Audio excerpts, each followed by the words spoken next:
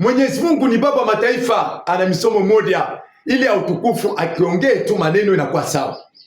Akushuka hapa chini ya dunia, Roho Mtakatifu ilikuwa pa maji, Mungu akashuka na Roho Mtakatifu kaanza kutakasa miguu ya Mungu peke yake. Sawa.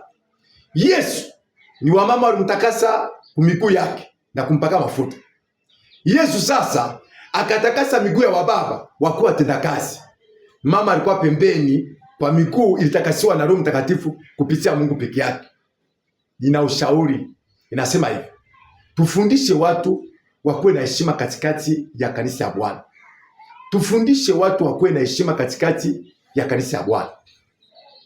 Ni kweli pa dunia pana manyumba tatu. Nyumba ya kwanza ya utukufu ni ya Mungu. Nyumba ya pili ni ya binafsi, ile mtu anafanya matumizi ya upekee ya kimwili, anazaa, anafanya chochote. Kanisa ya tatu ni ile ya kishetani, sana kwa ajabu, hali ya kishetani, mifano ya kishetani.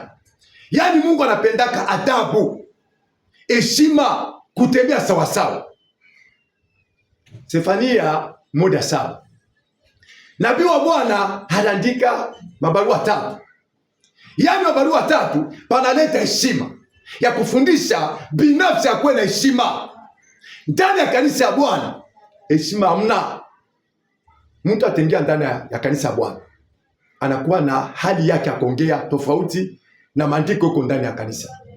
Mtu anaingia ndani ya kanisa anakuwa na kelele sana, anajua sema Mungu ni rafiki zangu. Mtu anaingia ndani ya kanisa anakuwa na hesabu ya changamoto ya nini ile inampitia.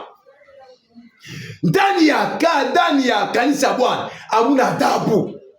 Mtu anakosa adabu na kuheshimu Mungu. Fasi ya Mungu ni fasi takatifu. Ujiheshimu. Nani ule alikufanya ukue mtu?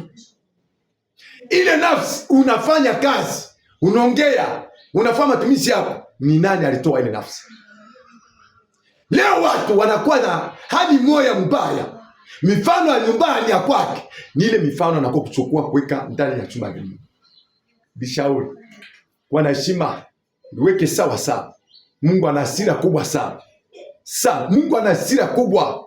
Akibebe usuni, utaweza kupoteza uhai wako. Utaweza kufa. Watu wengi wanakosa kupata baraka. Kwa nini? Hawana na heshima. Wanakosea Mungu mno. Wanakosea Mungu mno. Tuheshimie Mungu sana. Na kama tunamheshimia nafasi yake, kila kitu kitakuwa sawa na Mungu atakubariki na atakuweka sawa. Kila kitu kitaendelea. Huu ni ushauri wangu. Mungu atubariki. Amina.